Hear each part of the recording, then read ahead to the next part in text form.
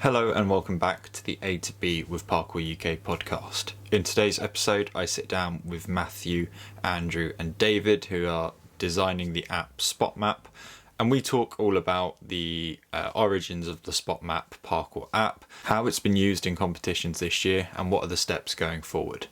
We had a really interesting conversation and we experimented with a new technique with the podcast, and we hope you enjoy. So we're joined by Matthew, Andrew and David, who are the minds behind Spottmapp, which is an app that they're developing. For those who are probably not as in touch with like the competition side of things, can you kind of explain what Spottmapp is and how it's been used so far throughout the year? Yeah, I'll talk about that. So Spottmapp is an app that's going to be used for event organising within parkour. That can be jams, that can be takeovers, it can be any sort of event that anybody can come up with. But it will sort of give you templates depending on what type of event you want to do. But there's also the actual Spotmapp part of the app, where you'll be able to see all the spots around the world. People will be able to add spots, people will be able to record themselves at the spots and upload it to that, rate it, all of that. But Spotmapp just sort of gives support to people who want to organise events, and it sort of gives you like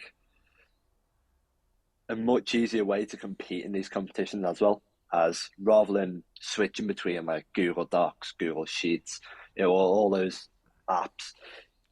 Everything's just in one app, and you can see all the challenges, see all the photos, submit your videos, everything like that. Sort of just a system that is going to simplify events and just training as a whole. Where did the idea of it come from? What was the catalyst for you guys to kind of want to start developing this kind of platform for parkour and free running? It started in like probably March. We started thinking about organising a Liverpool takeover after seeing like Sheffield takeover and York takeover, and we wanted to do something like that because Liverpool hasn't really had much going for it recently with the parkour community, whereas it used to be quite big. So we thought doing something like that might be good for the community and also good to just get Liverpool back on the map a little bit. But when we started organising the event, we quickly realised how difficult it is trying to use multiple apps and figuring out what is the easiest way to do it. And then, so generic parkour is me, Sean, Kira, and Martin. So when we were organising it, Sean turned around to me and said, "My dad does app development and web development. He could possibly put something together that might make this a lot easier." So I got in touch with these two, and they started putting something together, which was like a website version of the app. And from there, it's just sort of turned into this. I'll let them talk about that a little bit if they want to. Yeah, sure. So me and Andy have worked together for many years, actually. Like well over 10 years now, isn't it? Or in fact, time flies, so it's probably a lot longer than that now. But at this point, when we looked at starting doing the app for generic parkour, we were looking for something a little bit different because we've been working for the past like 4 or 5 years on an app for financial services, and this just seemed like a nice little fun thing to get into. So yeah, we put together a web version of the app, which was just like a quick turnaround proof of concept type one. But it seemed to, I mean, you can attest to this, it seemed to work quite well, didn't it, on the day? So we kind of discussed and we decided, do you know what, this is probably something that we should turn into a proper app and see where we can go with it, basically. Amazing. Sounds really good. So I know there's previous pieces on the Parkour UK website regarding previous takeovers like the Sheffield takeover and the York takeover, and in those kind of pieces, one thing that I always like to ask people was, for those who are trying to plan their own takeover, what advice and what tips can you offer? And a lot of the time those people were saying it's a lot of admin work, it's a lot of, you know, having to check Instagram stories and stuff. For, I guess, listeners that didn't know, I think the previous kind of format of the kind of takeover competition where you set X amount of challenges in a town or a city, and those then a bunch of people come and try and do as many of those challenges as possible. You used to have to kind of record all of your clips, upload it to an Instagram story, and then tag the individuals with who are running the competition for them to check it, to approve it and stuff. So from what you guys have described there, makes sense, because you're kind of making this one platform that kind of does all of that. I'm going to talk a little bit about the Grim Jam 2023 quickly, because that was my first like experience using the app, essentially, in like a competition format and a competition setting. So on over this like takeover style competition on day one, am I right in sort of saying that you kind of given them like early access to trial the app to kind of use that to help them organize their takeover? We gave them access to the app, and we gave it like, I think we gave them it like an hour before the event started. The only reason that they only got access to it very near the start of the event is because we were brought on very late on, and we were in the middle of developing the app. But we made it work. So they had access. They were classed as owners of that event, and that sort of give them access to the market and view and everything like that. So I remember, obviously at this event, you know, there was obviously a very big focus and a big push to kind of use the app for the competition, and obviously it did come with a couple of like issues, but that's always going to happen, I think, when you're just rolling something out. So obviously the issues that were faced was, I think there was an issue with the iOS version of the app, like you couldn't upload onto it or something. I didn't have a problem with it personally. I managed to use the app absolutely fine to get around and to upload clips and stuff, but I think there were a few issues that you know, that came to light, and it's like I kind of spoke to you guys about the event. It's those issues that until it's in practice you don't know exist, especially if like you're kind of developing you know, on a like a part-time basis or in your own time sort of thing. So from the events that you've done this year, so you've had the Porto takeover, the Liverpool takeover, Grim Jam for the first day of their event, what are the biggest kind of lessons and takeaways that you've gotten from using or from piloting the app on those days? So I think just the realization that we need some help. So regarding Grim Jam, on iPhone, if you tried to upload the video, it would just crash the app. We were shocked that you didn't have an issue. I think you were the only person on an iPhone that was able to upload, which was I'll take that. funny enough. I'll take that. But we were able to fix it by using a web version of the app that we already had in place, luckily.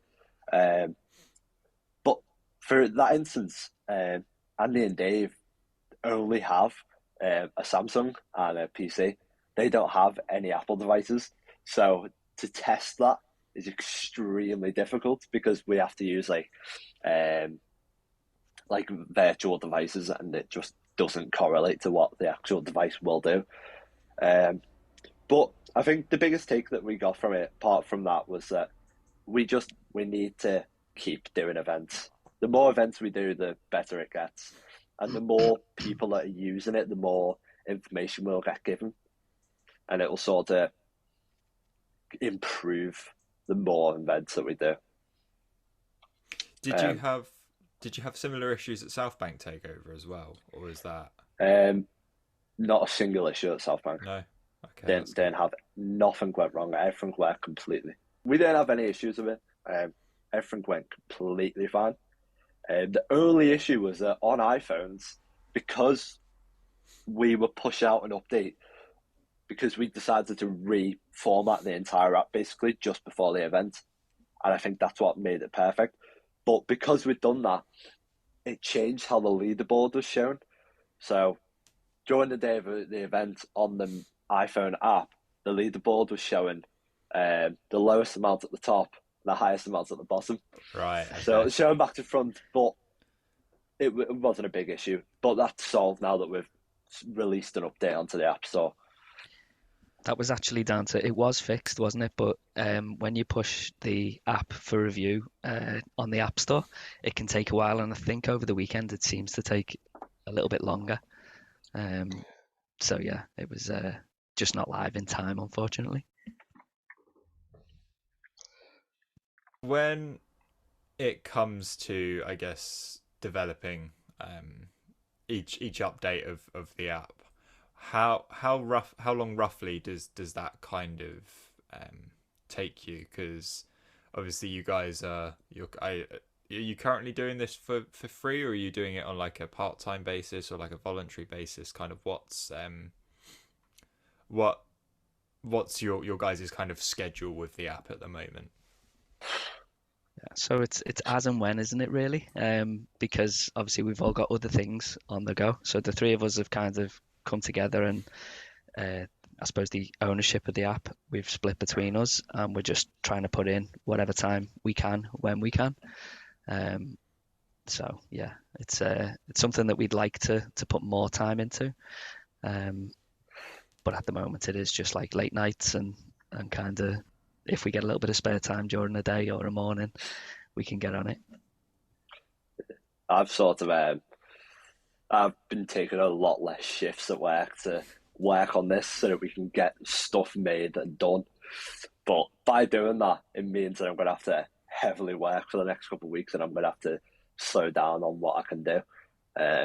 So I think the reason that we're doing like the Kickstarter and stuff like that is that we're hoping that we can get a little something so that we can put this time in, because trying to juggle working and developing an app is extremely difficult, because even when your only job is developing an app, it still takes months to get it anywhere you need it to be.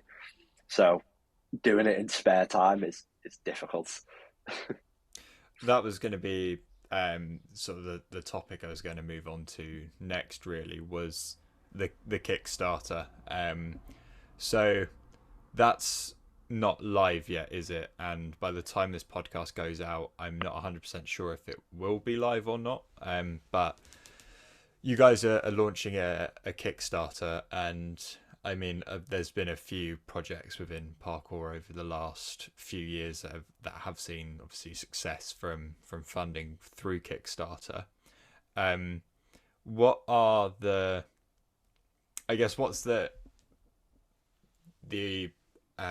what's the word I'm looking for? The cost that you're looking for on the Kickstarter. How much are you looking to raise? And what sort of things is that like money going to cover? It just kind of gives like a little bit of information as to kind of where all of that goes, essentially. So I'll just say some rough stuff, and then I'll let Andy and Dave go a bit more in depth about like the technical side.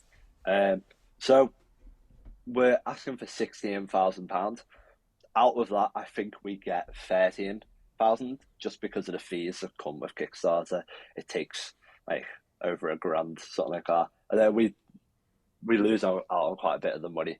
But with the Kickstarter, we're asking for 16 grand, and that's sort of the minimum of what we need. We've not gone any higher because we think it would be silly to try and ask for any more, because with Kickstarter it is all or nothing. If we don't reach that 16 grand, we get nothing. So we've kept it low at 16, and we just hope that as it goes higher and higher, we can reach out and sort of put in extended goals, because for the development of the app for a year, we need a lot more. Just because it takes so much. You've got to have equipment, all the costs for development, even just a little bit of our time. Even if we all got paid 400 quid a month, it still adds up to quite a bit over the year. But I think looking at all the costs and stuff, anything is going to help, because it's all coming out of pocket at the moment. And the more money we can raise for the Kickstarter, the more time we can put into this development, and probably the better the outcome will be, realistically, I think. I'll let Andy and Dave talk about what they sort of need from the Kickstarter, why we're raising that amount. So it's a little bit of equipment. So as we kind of touched on before, we had the issues with iPhone, so it would be good for us to get an iPhone in, and potentially a Mac to test that side of things. And also, I suppose it's just being able to put time aside from what we're normally doing, and still obviously keep the lights on and keep our bellies full and stuff like that. It's and obviously we did discuss, didn't we, like monetization of the app as well. But I mean, at the moment we want to just keep it free for people to use, so that it doesn't kind of restrict access to anyone. And yeah, I don't know if there's anything you want to add to that, Andy, at all.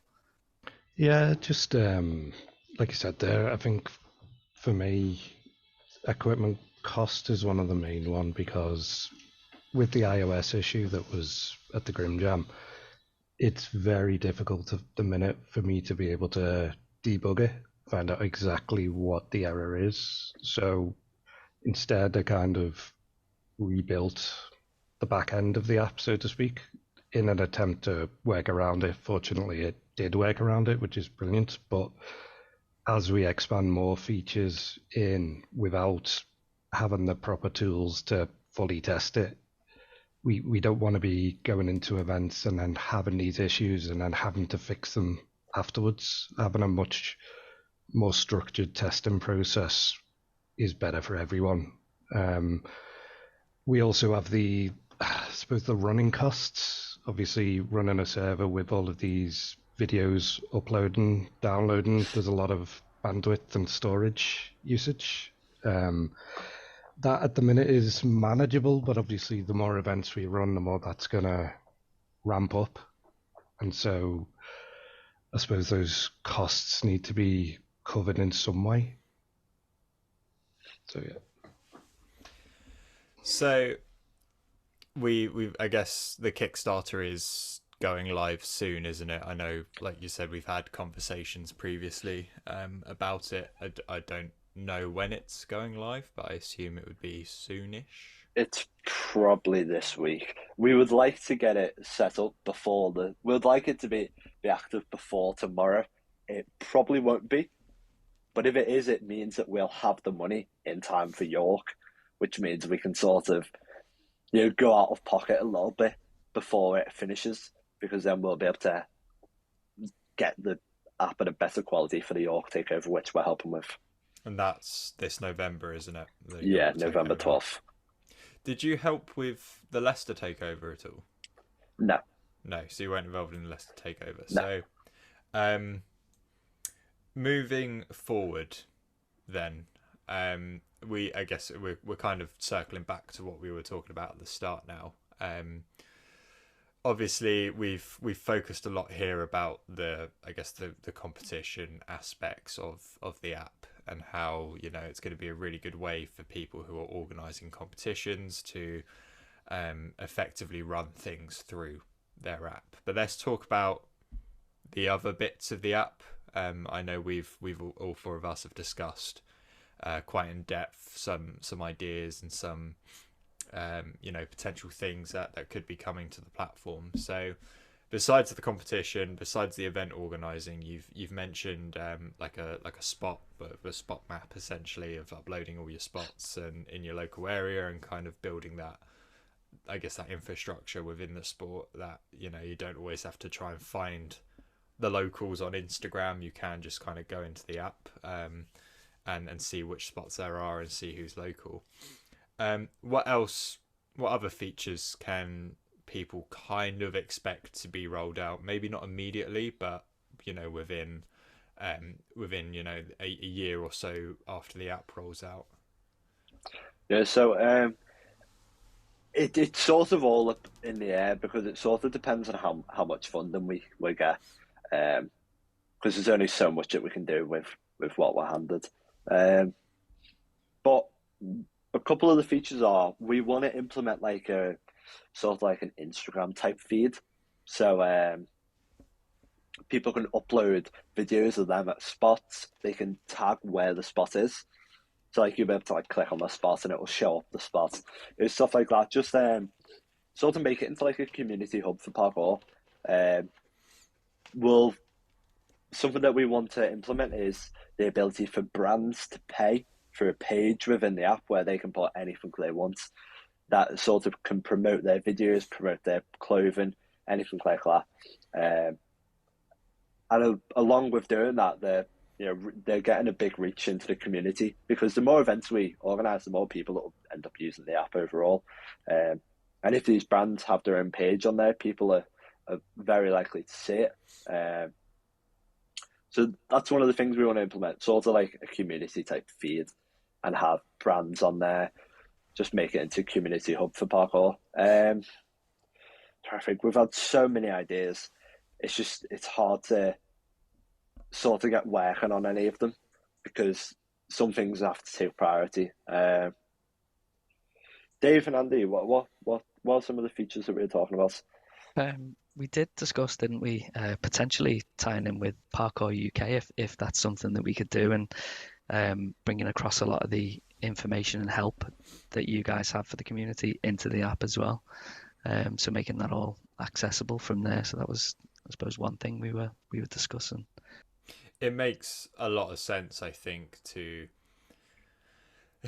like it or not, the way the world is moving forward is we're carrying mini laptops in our pockets the whole time, aren't we? Like phones and stuff are like immensely powerful now, and even nearly 2 decades on, apps are still basically the way forward.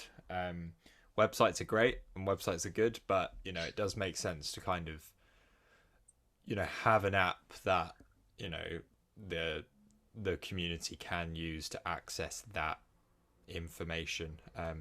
And like you said, we've discussed, like, through Parkour UK we can start implementing like our courses on there, our memberships, any news or updates that the organisation is doing, and kind of streamline that process. But also, one thing that we touched on in kind of like prior conversation was the idea of being able to have the information about starting parkour within the app as well. So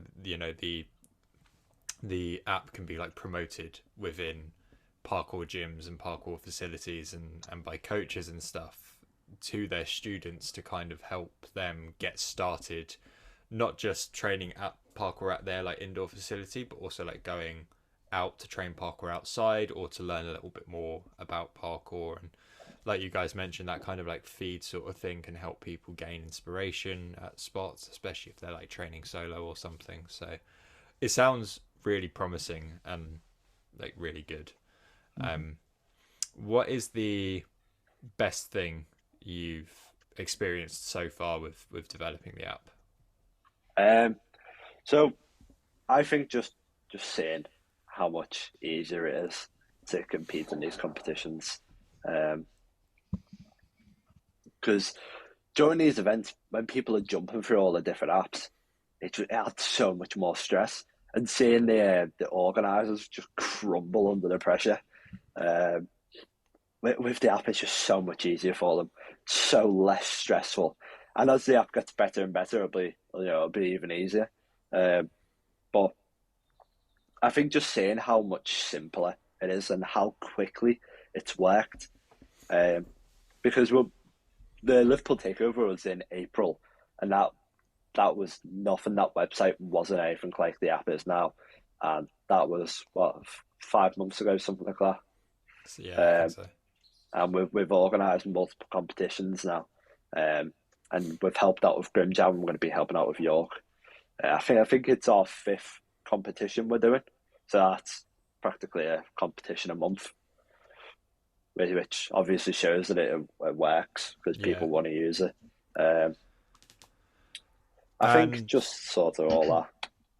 And what's been, I guess, the worst part of the experience, if there is a worst part, what's been the most challenging thing besides obviously the financial side, because I think we know that financial side is quite difficult. What's the next worst thing from that?